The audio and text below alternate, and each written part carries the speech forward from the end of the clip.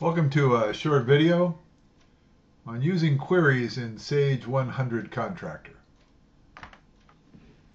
Queries have been around the Sage product, which used to be known as Master Builder, for quite a while. And if you've noticed that in several screens you have buttons, and when you press those buttons you get lists. So for instance, when you open up the job screen, you get a list of POs or a list of subcontracts for that job. If you open the work order screen, you might, if you go to a menu selection, you can see open work orders for that client.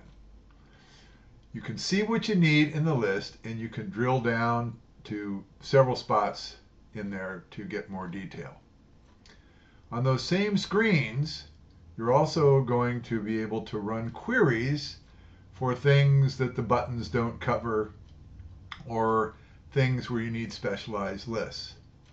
The product comes with canned queries, so you can get pre-programmed information, or you can make your own queries, or you can make queries from the canned queries when maybe you need a little bit different information or you need it in a different order. It's really pretty easy to do. Let's look at it right now. I'm going to minimize this, and we're in Sage 100 Contractor, and I'm going to go to my payable invoices. And in here, I'm going to click on the binoculars, and I'm going to see my AP invoices. Land just means it's on its side, by job and by vendor. Simply double click on it or run it. Put in my criteria.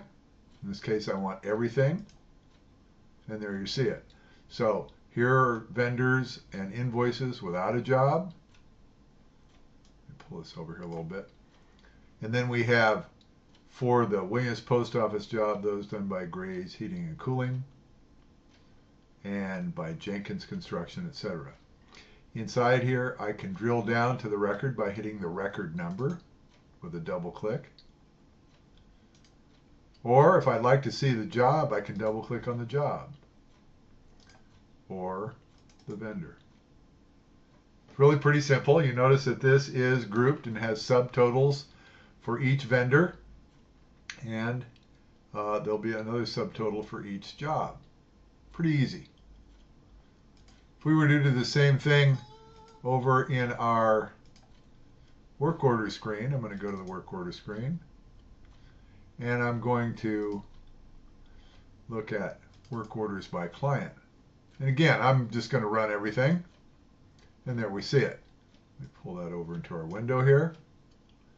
And again, I can double click on the record number and get to the transaction if I wish. And I can edit this transaction as though I had gone in there from a menu choice. Or again, the client.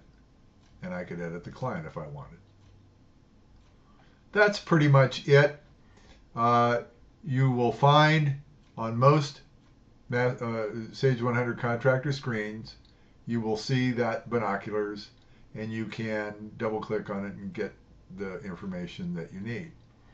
If this is kind of what you want, but you want to add more information, pretty easy to do. We're going to, from here, I'm going to copy this. Okay, and since it's a built-in item, it won't let me save it by the same name. It's given me a suggested name of copy of that service work orders by client. I'm going to replace it with a 10 and a dash. That'll make it appear at the top of the list. Now notice I have my columns of information that I want to see. When I click on, if I double click on any of the fields, it will sort that field. So I chose to sort by client and then by record. And in this case, I actually want to group by client. So all I did was, it was down here. And I'm going to go out and get my client again and add it. And then I'm just simply going to drag that up to the gray bar area. That causes things to group. Press next. Okay. I've already got my criteria. I could add more if I wish. I could delete criteria if I wanted to by simply deleting or double clicking. I'm going to leave that the way that it is. But I am going to go back here. I'm going to modify this a little bit by adding service notes, because that's something I have determined I want to see. So I'm going to order by name. I'm going to go down to the S's, and I'm going to see, excuse me, not service notes, but shop notes. And I'm going to add that, and it goes on to the end. And that's where I want it. I could drag it over if I wish, but I'm going to leave it over here on the right. Press next, leave my criteria the way it was, finish, and now I have this where I double click on it and run my query. And as you can see, it was the same as it was before, but I've added my shop notes, and I can easily go down and see what those are. We could also stretch that column if we wanted to see more of those shop notes. Simply close the query and we're set to go. So the only other item that we might want to explore is creating a new query. I'm not going to go through that. Kind of get the gist of it by copying an old one. Simply start with new. We give it a name.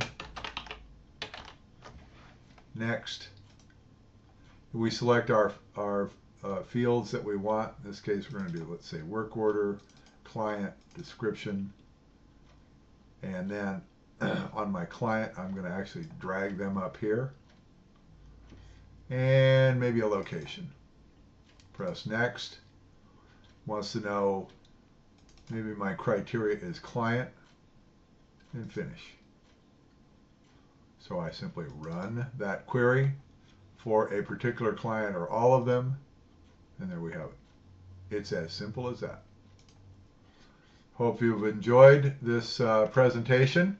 If you have any questions about this, or you would like this little slideshow, we'd be happy to help you out with that.